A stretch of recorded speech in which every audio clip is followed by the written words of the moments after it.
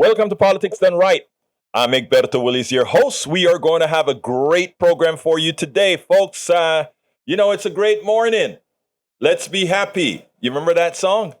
Don't worry, be happy. I remember that. That's what I'm putting into the psyche today. Anyhow, good morning, Harold. I did it again. Howard Reynolds, good morning. How are you doing today, my dear friend in the control room?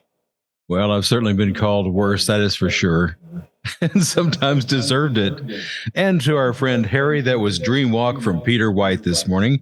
We'll start off the morning with a little bit of Peter White here at 6 o'clock at KPFT FM Houston. And going into Egberto's show, what you got for us today? Hey, we got a great show. I understand that Van Bever is not in the office today, so if Van Bever is out there, Jack, today we have, I don't want to mess up the joke. Why don't you fix that up for me, Howard? Okay, usually we have low jack. Today we have no jack. So it's no there jack you today. go. I'm almost sure that he's down there in wherever he lives in Baycliff, listening to us right now on the radio, I wish I were there so I could spread some wisdom to the world.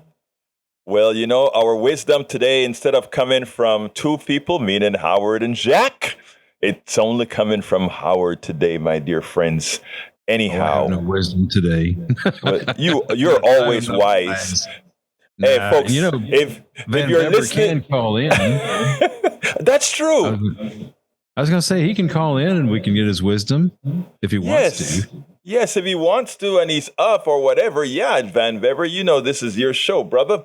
Anyway, folks, we have a great show for you today. Title of the show is Minnesota Attorney General Keith Ellison and Raw Story Owner Visits. So we have two great guys that we're going to hear from them. And of course, progressives slam the Fed. I'm going to start today with Keith Ellison, but before that, I want to make an announcement. Listen, this is the 58th anniversary of Medicare, folks. The 58th anniversary of Medicare. Medicare was put into service because, I'm going to say it as kindly as I can, private insurance companies, because they are, again, private for profit, profiting off of your illnesses, they would never, or they wouldn't insure older people. They wouldn't insure older people because older people use doctors more often. So the government said, since the private sector will not, cannot, does not take care of our older folks, or if they do take care of them, they have to pay an arm and a leg, we are going to establish Medicare. That is, we're able to give health care to older folk. And we subsidize it by every human being's income is taxed at around 3% or something like that, that goes towards Medicare. That money is collected by the government. The government pays out your medical cost after you get older, after you pass 65. Now, here's the kicker. They put all kinds of restrictions in there, things like they have an 80-20, which means that you have a 20% out-of-pocket cost that you pay for Medicare, but you can buy a private insurance to pay for that 20%. Notice the private always want to get their foot in there to make a profit off of you, right? Instead of the government taking care of 100% of Medicare, when you get older, it takes care of 20%, and then you have to pay that private insurance of a 20%, 80-20, 20% of the bill. And there's also drug exceptions. And also if you need to have your ears and your eyes and your teeth, that you have to buy riders for that. So Medicare is not perfect. But guess what? The private sector had an idea. They ensured, first of all, that Medicare was not the best. But then, after that, they decided that, if we can coerce the government into coming back to us, the private sector, where we make a profit off of all the premiums we get, but in this case, all the premium comes from the government, we can create a Medicare Advantage that on the surface, it seems to be cheaper than standard Medicare, because you know what? We are not going to have any premiums. We are not going to have that 80/20. We'll cover everything, right? But they charge the government that extra 20% off the top. So here the government is paying a private company an extra 20% to make a profit on old people, when if they just paid the 20% and not have the for-profits making a profit, that's extra money that could have been gone into the system. We're being screwed once again by the private sector. Folks, we have to learn about this. But anyhow, we are having, well, not we, but there's a movie being screened called American Hospitals Healing a Broken System. It will be aired at the Carnegie Neighborhood Library.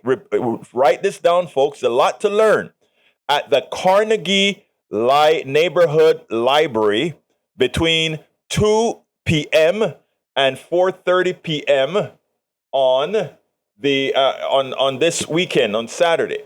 Okay, so I repeat, please be there. Sign up. I'll go ahead and put the sign up and stuff elsewhere. But please, on Saturday, January 29th, this Saturday, at the Carnegie Neighborhood Library at 1050 Quitman, Houston, 77009. 1050 Quitman is the street.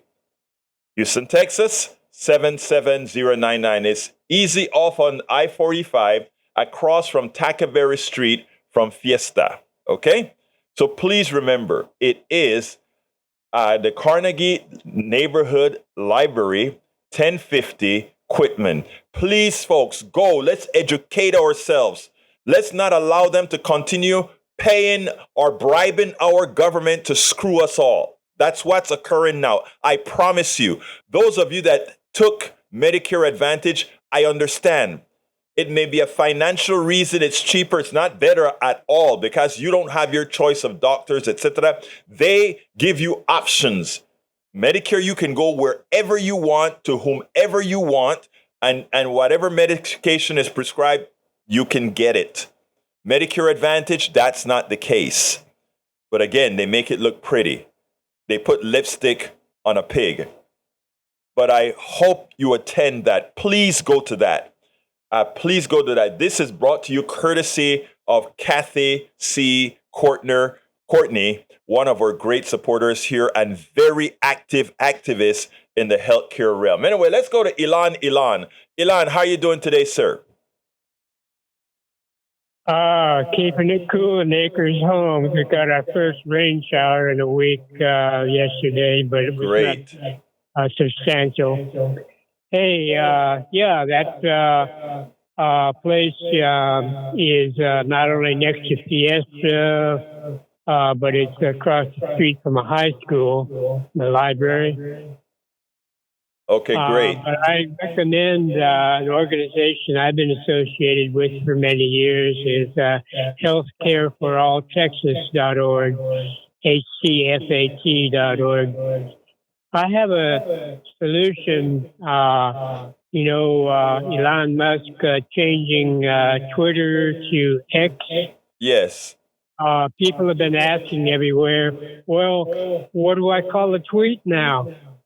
And my solution is like when Apple evolved to the 10th version of iPhone. Yes. And they used the Roman numeral X. Well, call it a 10. Roman numeral 10 is X. So I'm going to send a 10? Is that what you're saying? I'm going to send a 10? Elon, are you there? Now he's gone. Okay, he's gone. Okay. Thank you for that, Elon. Thank you for that. Anyhow, folks, I want to repeat one more time. Please show up. One of the reason why we are screwed so often by those who aim to love us or should love us, our government, is because the for-profit private sector on issues that shouldn't be for-profit screws us. And I say that I would love someday to have on our program one of those designers of Medicare Advantage to come and have a seat Likewise, for those who decided to sell their souls, we have hosts that are using their good name to sell a flawed product that ultimately, while it may help folks in the short term, ultimately hurts most. We have people using their fame and collecting hundreds of thousands of dollars from these sellers of a fraud. We have using their good name so that people would get into these products. Folks, please go to that. It is at Carnegie Neighborhood Library, 1050 Quitman, and that is a Saturday between 2 and 4:30. Please be there. Please make a showing. Please stand up for what we know we need to depend on. All right, folks, please remember there are many ways to find our program. First of all, of course, if you're listening to it at 90.1 FM, you can also go and download the application called TuneIn from the Android or Apple store, and just search for KPFT and you'll find us. You can also go to our website, kpft.org, to listen live. Just click the listen button. Also at the kpft.org, you can donate to our programs because, again, we are here to serve you. We are not funded by any corporations or anything. We are funded by you to give you real information, not lie to you. So please support us as well at kpft.org. Hit that donate button as well. You can watch us right now. You can watch us if you go to facebook.com/KPFT Houston. If you go to facebook.com/KPFT Houston, you can listen to us live and watch us live, actually. I'm wearing my Politics Done Right t-shirt right now. Other way to get to us is to go on YouTube, go to politicsdoneright.tv. Politicsdoneright.tv. All right, come on in. I think Johnny is on the line as well. So let's bring in Brother Johnny. Talk to me. You know, I was listening to you just a moment ago now, waking up, and you reminding us how miserable Republicans are. I'm talking about politicians, of course. Yes. Not private voters who don't know any better. Ronald Reagan, as you will know or remind you, is that during his reign of terror, he's the one that's responsible for privatizing retirement. They basically killed people's, what is that called, in favor of... Yeah, the people used to have a what they call a defined retirement plan, yes. Yeah, so they ushered in this idea of 401ks and IRAs instead of allowing people and encouraging people through the public sphere to have. I'm always missing on that word. For some reason, I've got a mental block on that word. That's okay. We understand what you mean. Yeah, that's the magic word, and see, that's part of the problem. They make us forget. It's like they're erasing history. So not only do they have their sights and they're salivating. You're talking about pensions, sir. Pensions. Pensions, yes, the magic P word, pensions. They can't stand pensions. So they replaced that with IRAs and 401ks, and they put donut holes in our Medicare, Medicaid system. Everything about the Republican Party ideology is mercenary.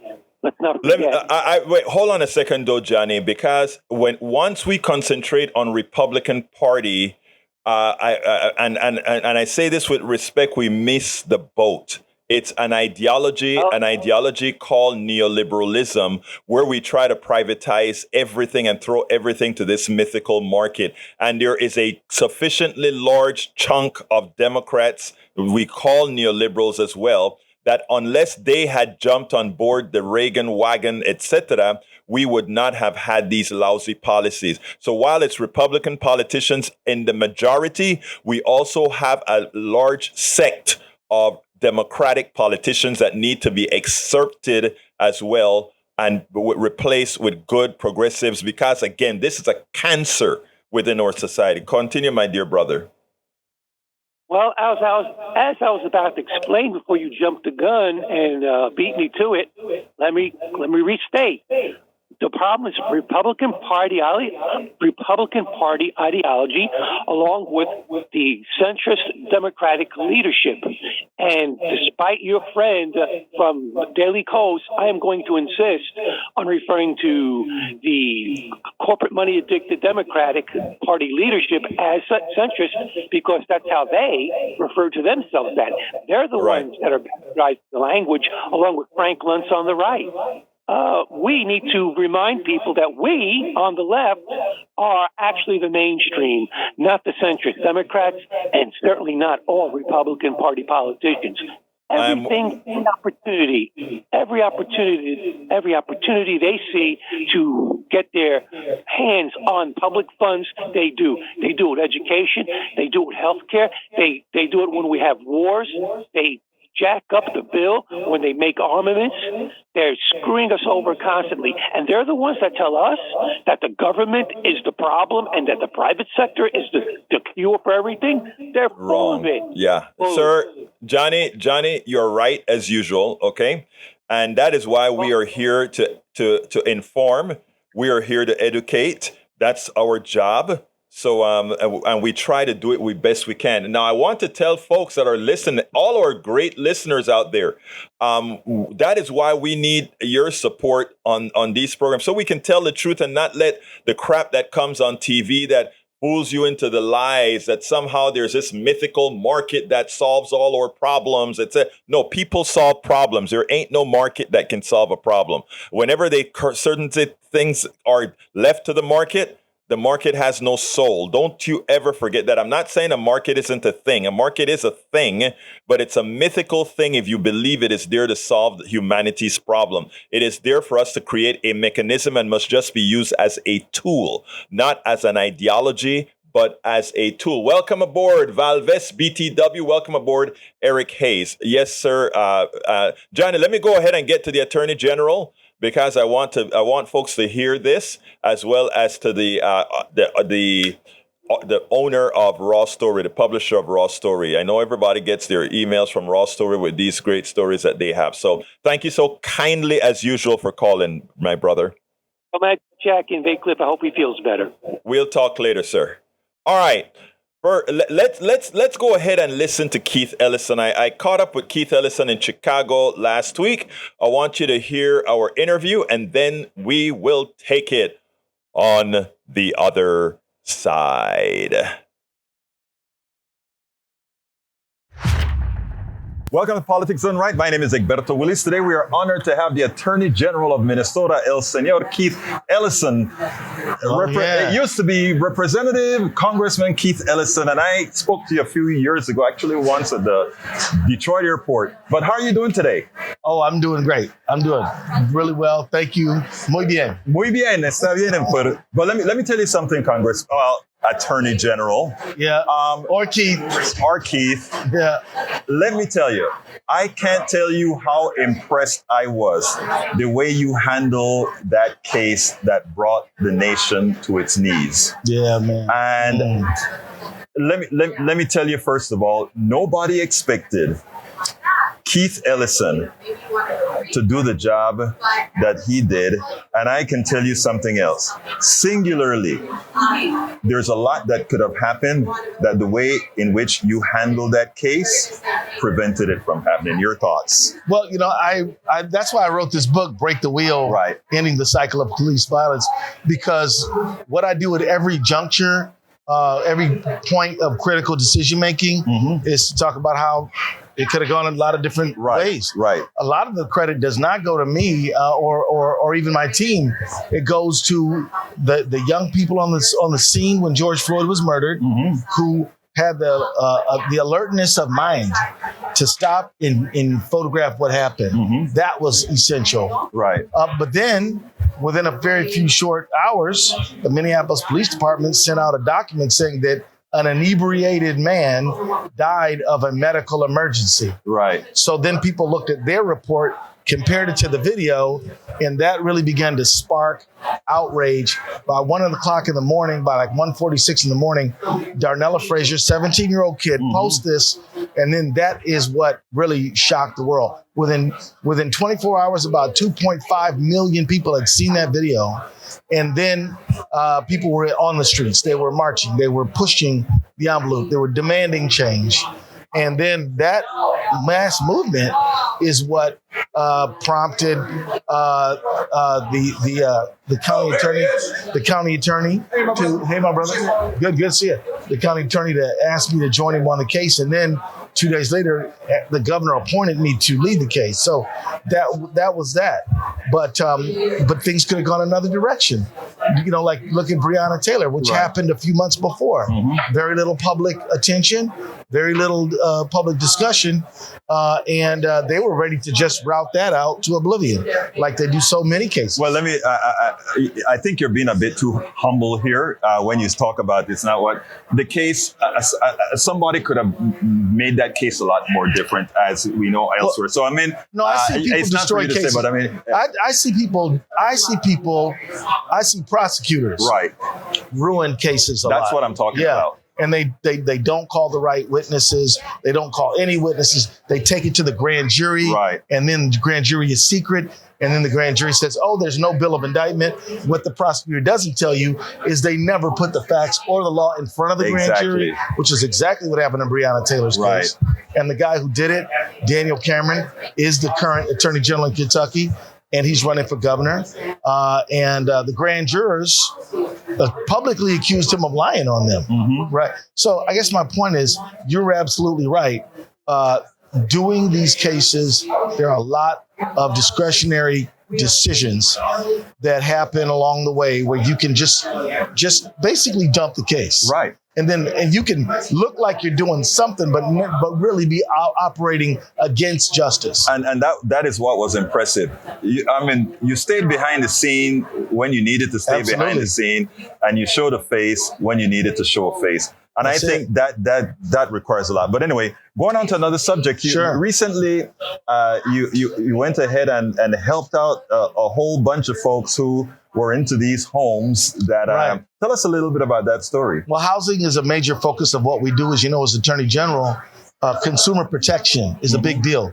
Now, who is a tenant is a consumer of housing services. And we had a lot of people in this very tight housing market, which is all over the country. We had a lot of people who were living in squalid conditions, and these landlords that we were dealing with basically took the attitude that, well, if you leave us, you're not going to find any better place, so we don't have to do a good job taking care of your place. Well, we had another thing coming. We sued them. We make tenants and housing a central part of the work that we do, and we insist on enforcing the landlord-tenant laws. And so we sued a guy named Stephen Meldal recently, and nailed him for literally millions. We also were suing a group called Havenbrook Homes, or Progress Homes now. They're owned by a hedge fund called Pretium, and they have been taking advantage of consumers, not refunding deposits. Not keeping up with the lead, the laws regarding lead safety, and doing a number of other things that we allege violate consumers' rights. So we're holding them accountable. We're going to keep doing it. But here's my message. I know there's folks out here who own property, they rent it out, and they do a good job. God bless them. The ones that don't, we're going to be holding them accountable. We're not going to allow families to be in squalid conditions as you rake in rents. And that's just, and this problem is part of a larger problem. The larger problem is that after 2008, there was a lot of property on the market because of the foreclosure crisis. It was bought up by the investors, hedge funds, private equity, and they then get into the residential lending business. And then they buy up so much property that they're in a position to literally drive up rents in the whole region. And this is, I think, is an antitrust problem, but it's also a consumer protection problem. Because once they get that property, we've often seen it being not handled and taken care of properly. To the listeners here, and especially our folks here in Texas. This is what a working attorney general is supposed to be doing. The reason I started the questions the way I did is because we have attorney generals in state after state after state that it's an attorney general by name only. We don't quite know what they do except for corporations, what they do for the people at large. Now, So you're in Texas? I'm in Texas. Yes. So your attorney general is under It's under indictment, and also he was impeached. Yeah. And I mean, so this guy is, I mean, Ken Pax is not there for the people. But Keith, most of the times, our attorney generals are not. The reason I brought those two subjects up, one was criminal, one was civil. Right. The reason I brought those up is to show what how attorney generals actually perform. That's right. One that's doing the work for the state. So good questions. And doing the work for the state, but doing it for the people of the state. Exactly. And so I'm agreeing with you here. We also represent the institutions of the state government. Exactly. We represent, the Department of Veterans Affairs, the Department of Pollution Control, and they're supposed to be working on behalf of the people Absolutely. too. But we represent the institutions of the state, the people of the state, for criminal justice and public safety. And we also do other things, like I'm on the board of the pension board for the state. I'm on the pardon board for the state. Right. And things like that. So that's when you and I met when I was in Congress. Right. I left because even though Congress is really important and I was honored to serve there, I thought I could do more for my neighbors at the Attorney General And that's job. what you did. That's what I did. That's what you did. Now, interestingly, today on the phone, I'm talking to different entities, and I try to put that out there that we are responsible for electing people, not for rhetoric, right, but for what they're going to go out there and do. Acción. Lo que estamos buscando, la acción. And that's Por what supuesto. There you go. Oh, I'm going to start calling you mi Latino favorito, man. Go ahead. Mi español necesito mucho ayuda. But you know what is great, Keith? What? I bet every single one of your Latino constituents, the mere fact that you can say that, you're like, oh, él es mi hombre. Yeah. But, mi hombres. Yeah. Mi nombre es Keith. But look, let's before we go, I know you may have your time, but I want to hit on politics now. We talk about reality now. Yeah. Politics. What does politics have? First of all, before we go into what politics have in store for you, tell me the state of our politics right now. Well, we're living in an era of minority rule. Right. We're in a democratic society that is dominated by a group of people who have views that are hostile and adverse to the overwhelming majority. Right. Give you an example. Most people want background checks on guns, 90%, and yet the powerful elite types control and say no. Most people want health care for all. The powerful elites say no. Most of people want competitive markets. They want to be able to open up a small farm, open up a small business, and be able to get into it. Markets are concentrated by the big, and they say no. So we live in an era of minority rule. Most people think that a woman can make her own decisions about reproduction. But you know what? Whether you think it's sin or not, it's her choice. Exactly. But they say no, it's the government choice. But then they want small government, and they want small government for them. Non-intrusive, right? Well, see, here's what they want. They want socialism for themselves. Right. Public money going to the big dogs. Exactly. Elon Musk will take all the public money he can get. So will Donald Trump. So will all the rest of them. But they want rugged individualism for everybody else. Exactly. So that's how they operate. That's how they see the world. They see themselves as entitled. They see everybody else. They believe that more money for them is good public policy. Prosperity for everybody else is bad public policy. And Brother Keith, the important thing then is, how are we, this is where I'm talking about your politics I'm listening, brother. Yeah. How are we going to ensure we change the politics to make sure that folks with your mindset and other folks ready to run actually get the backing that they need to go out there and do it? Well, you've been successful. Let's put a stop there. You've been able to do it. The fact that you are Attorney General of Minnesota says a lot. Yeah, 5.7 million Minnesotans. I don't know how people can discount that.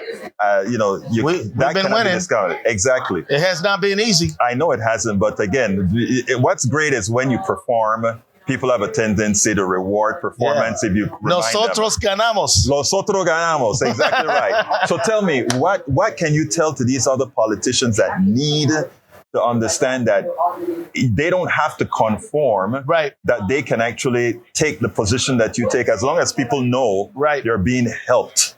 Be authentic. Stay in close contact with the people. Listen to people. Right. And if you do those things, the people will fund your campaign. Right. The people will knock the doors. If you are faithful to the people will support you. And if you lose because you did the right thing, then fine. Then so what?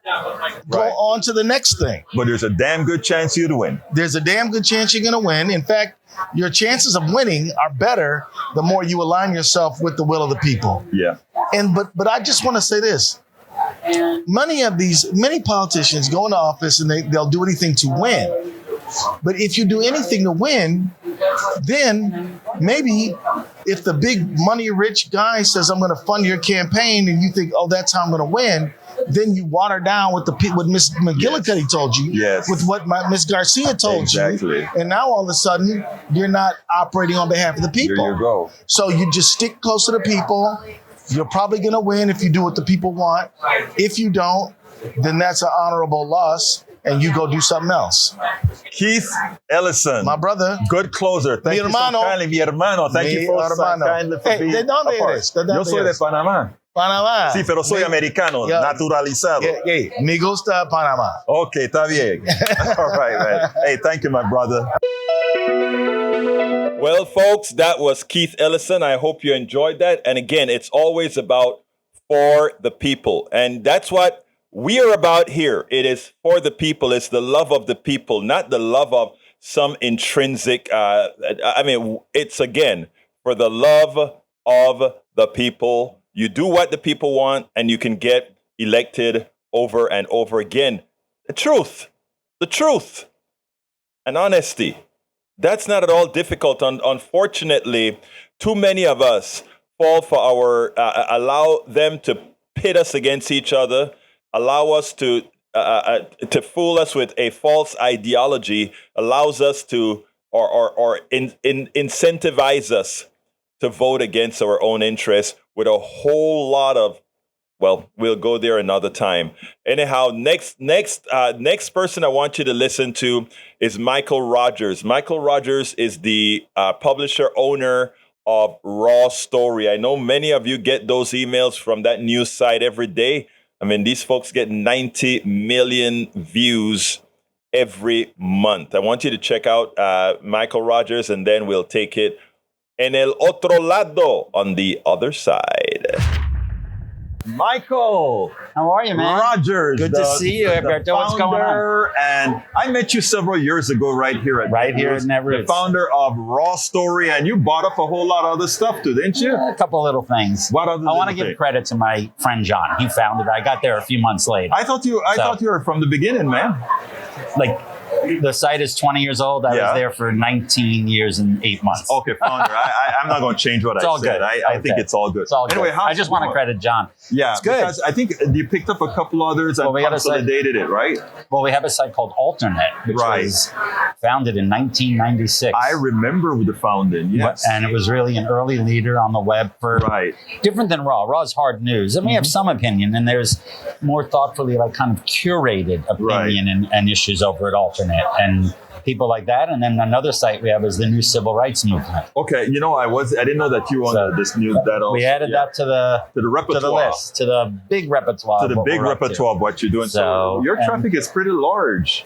And growing. 90 million hits a month or so. Yeah, I think that's excellent. I mean, Thanks. and how did you grow it from that little thing all the way up to where it's at right now? So I think part of it is timing. Right. You couldn't start a Raw Story today like that. No, you couldn't open up a computer, create a website and say, I want to start to bring people in. Right. Because you're now in a media landscape that you're fighting with 8 trillion other people. Right. But in the early days of Raw, we John envisioned that we need a liberal alternative to the conservative media that are constantly pushing their messages. You know, I once said, how can we influence the media? Right. And he says to me, it's far better to be the media than to try to influence it. I am going to tell you a thing. With Coffee Party USA, we came up with that moniker in 2000 and when did Obama did it? 2000. We came up with that moniker in 2010 to fight what was going on with all the bad media. That you remember, all the media was leaving things like throw grandma over the ridge or death panels. So we said we were going to be the media, and you know, for all practical purposes, we tried. You know, I used to write several years ago for Raw Story as well. You know, and it was always a place that folks are going to ultimately see your stuff because you guys know how to market that sucker. You know, we have a very strong. I remember getting a tweet or something with Egberto Willis on it, and I'm like, where the hell does that come from? Raw Story. I'm like, oh, okay. And we syndicate a lot of great stuff. We work with providers to make sure that one of the things we do is we like to get unrepresented voices and underrepresented stories. There's so many important stories in the country that people are not following. Some of my greatest pleasure is when one of our reporters goes out, does a unique story, an original, exclusive, and then I turn on the cable news and they're like, so Raw Story reported today. And I'm like, wow, that's like going up the chain. It's having an effect. You know, mine is on a very tiny scale, but I remember the first time I broke a story in Dallas, and it was like, wow, you get that feeling that, you know, it happens now. You guys break stories every damn day now, you know, so. Yeah, we try. We've just added some more. We weren't a lot of investigative reporting. We kind of developed more into this hard punching liberal stuff. And now we're realizing we need to do kind of both. That there's, going to be a great balance. And I imagine you use your alternate platform for the more solid reporting as opposed to less opinion, or? Well, the alternate is more of a curated site in which, like, we have agreements with dozens of different websites to say, can we run your material? Like the AP, like any other site. What you're going to find is that thoughtful kind of reporting. Not that it's not thoughtful there, but it kind of like less opinionated. Less opinionated, and the opinions that come from this curation that's going on. So it's kind of mixed in, as opposed to what there used to be a lot more like opinion sections, and now it's more focused on the broader, I think, is what you're talking about. And it's exciting to see everybody work together, but on different entities. It's important, right?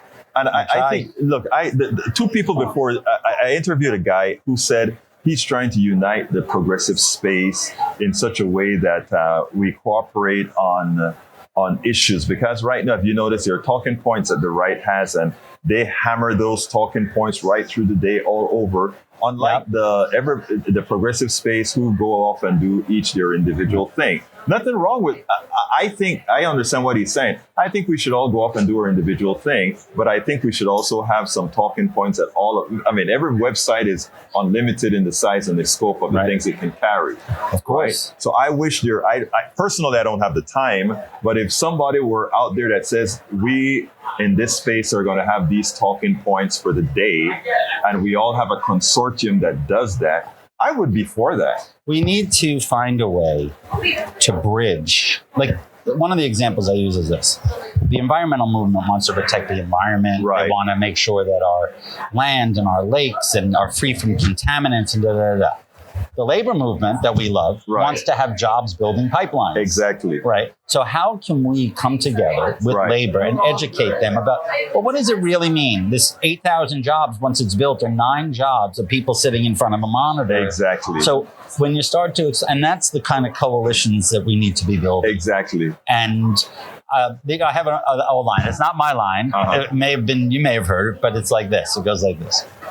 You take 100 conservatives and you put them in a room. Right. And if they disagree on 99 things and agree on one, they're walking out of that room fighting for the one issue. Exactly. You put 99 liberals in a room who agree on, you put 100 liberals in a room, 99 of whom agree on everything, they will walk out fighting about the one thing. That is, but you know what? It's a stereotype, but it's true. And we don't need to leave that stereotype. What we need to do is build on that stereotype. In other words, that is okay, but it's also okay for us to say we're going to concentrate on the we're going to give some space to that one thing we disagree on and work on the other 99. Right, and if you're in that little disagreement space, how do you affect the other 99? What do we do to get? And who is the enemy here? Right. That's most importantly, right? Enemy.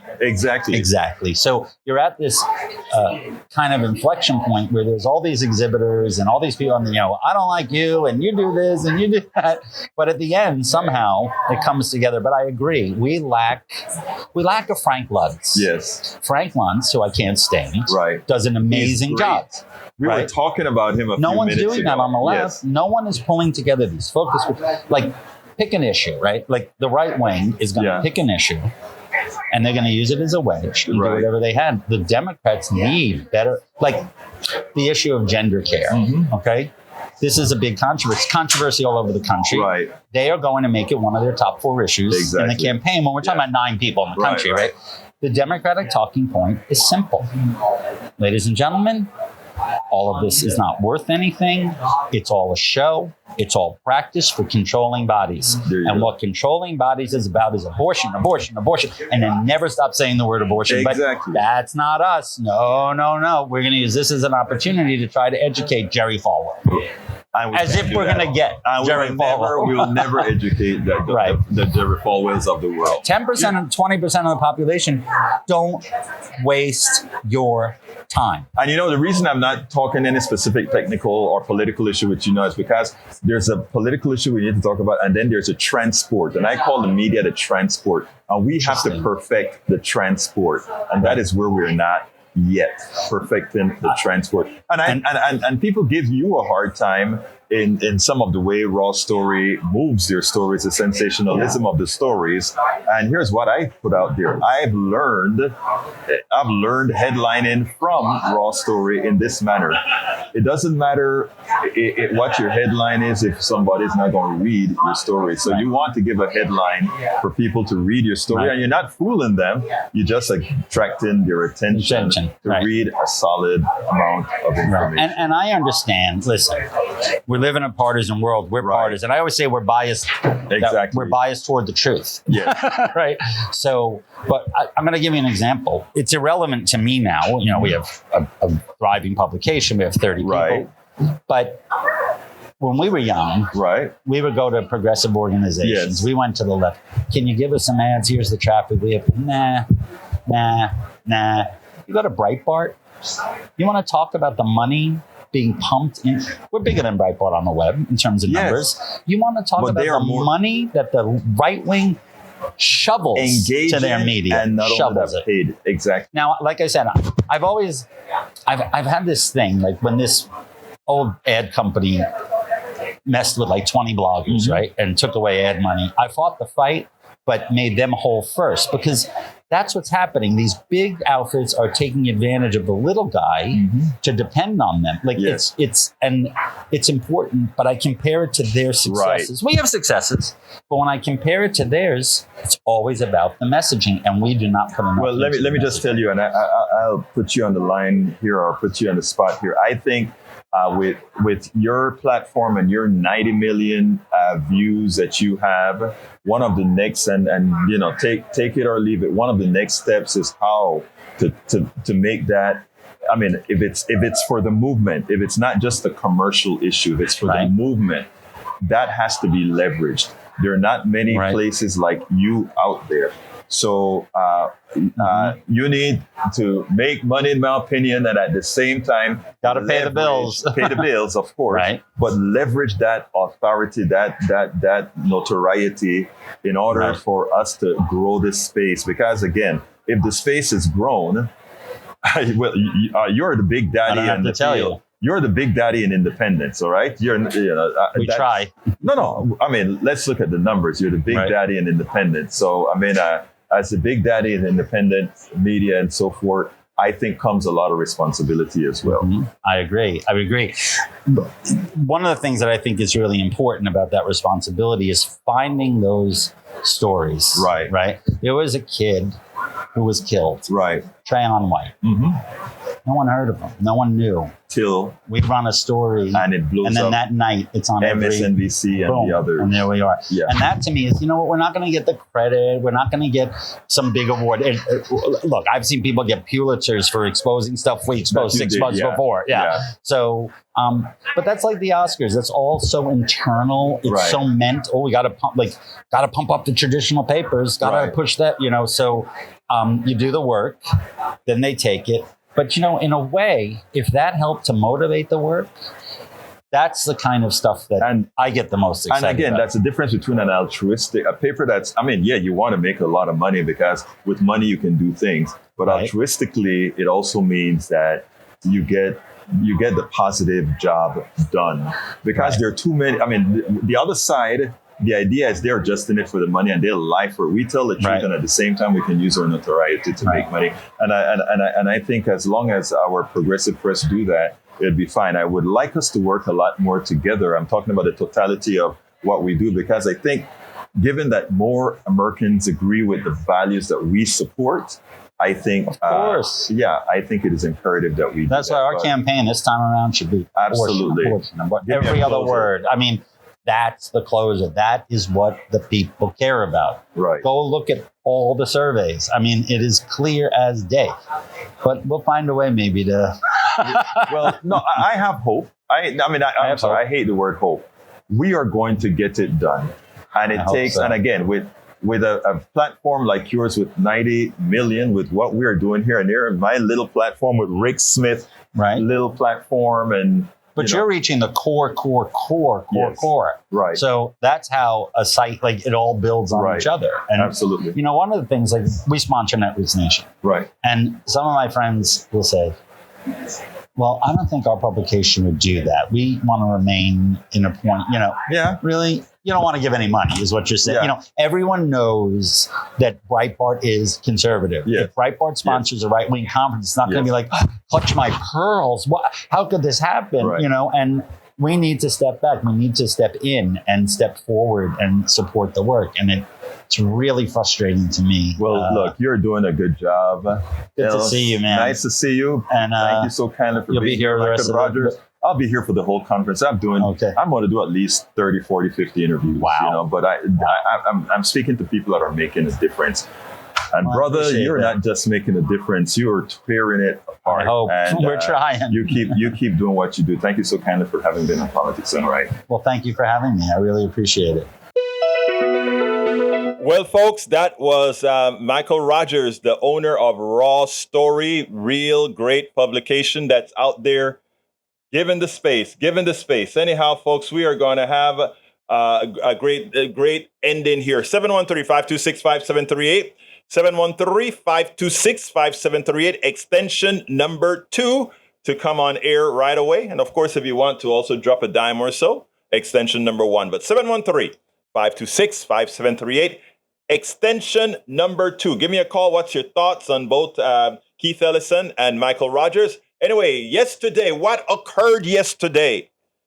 I wanted to jump out of my skin, out of my head. Ignoring warnings of mass job loss, Fed hikes rates to highest level in decades. Progressives on Wednesday rebuked the U.S. Federal Reserve for raising interest rates by another 25 basis points, arguing that the move threatens to throw millions of people out of work while failing to address the root causes of inflation. Wednesday interest rates hiked the 11th in 16 months, pushes benchmark over from 5.25 to 5.5. Come on in, Brian. I'm going to cut that. You guys can read that at politicsdoneright.com/newsletter. politicsdoneright.com/newsletter. You have all the links to the shows. Talk to me, Brian. Yeah. So can you hear me? Yes, sir. Okay. Well, I guess finally something took place that was in the correct column. All right. What happened Okay. yesterday with Biden? Okay. Yeah. And So- did that make your life better? It made my day better, but it didn't make my life better. It didn't help you. Did it help you financially? Well, no. Did it help? Did it help? Did it make it better for anybody in your? Let me tell you why I'm saying this, Brother Brian. I'm just telling you this because I want to show all of America that's listening to both of us right now. And by the way, thank you for calling. That the things that the media and the corporations have us thinking about are things that have no effect, no material effect on our lives. Or you're on your way to work right now, right, Brian? Of course, yeah. I have a job. And you would love to have good health care. You would love to be able to save a few dollars, and you need government to create policies to do that for you, right? No, you don't. No, you don't? Policy. No, you don't need policy.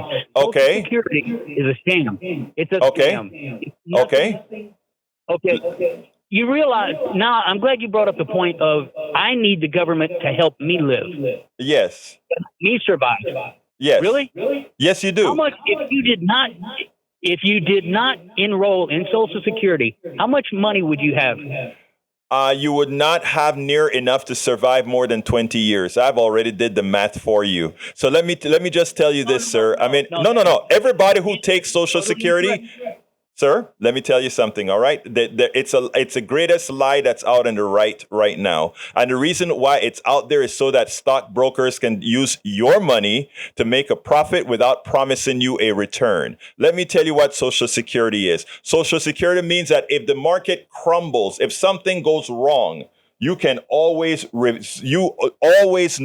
that you have a basic level of income. It's an insurance policy to humanity in that particular country. I know what the right preaches, Brother Brian. I know that. What I'm going to ask you to do is just like how you are concentrating on Biden now, just like how you are believing that Social Security, if you put the money away yourself, you can do well. Make $7.25 an hour, make $15 an hour, and see how much money you could put away to survive on, even if you're a great investor that invests at 7%. It is impossible. I did the actual numbers. The actual doesn't work. I'm telling you.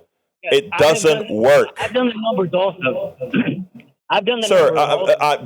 Brian, let me just say this to you respectfully, Brian, respectfully, let me tell you. If you are coming on our air to say that you've done the numbers and then you're telling me what you're telling me here, sir, I cannot hold what you say with validity because I am, as an engineer who does numbers, I've done it, sir. It's impossible, both for healthcare, both for Social Security and all these things. It is impossible for you to do it without the government, both for streets and everything else. It is impossible for us to exist without the composite nature of our social being with the government. It's impossible. You can live the dream, but it's a dream, not a reality. Go ahead, Brian. Thank you. Okay, well, first off, do some history. My name is Brian. I go back all the way to Glenn Urbach. Mm-hmm. Check him out. I am That's the fine. only 3 people that he ever invited on his program. Everybody else invited himself. He invited me to go down to 419 Lovett. I've seen the transcript. It was blown up. I've done the numbers myself. And you said $7.25 an hour? You're gonna work $7.25 an hour for the rest of your life? No, sir, you won't. But Brian, that's the thing. Brian, I'm running out of time and I need to go to Donald. And I love talking to you, right? Because you give me a chance to expose quite a few things. Call back every day as you want. You can call anytime on this show. But let me just tell you that in this case, the statements that you're making are mathematically incorrect. And if you would like me to write a paper to prove it to you, I will do so. Okay? Because you're wrong. You are wrong, sir. I can write it up for you. All right, let's go to Donald. Hey, good morning. Good morning, sir. Okay, my heart broke over this story. 5 American youth in Houston were arrested with some ammunition and guns that have been modified. The problem I have is that they're putting the system and they're bonded out. There is an opportunity here for us to look at these youth and see why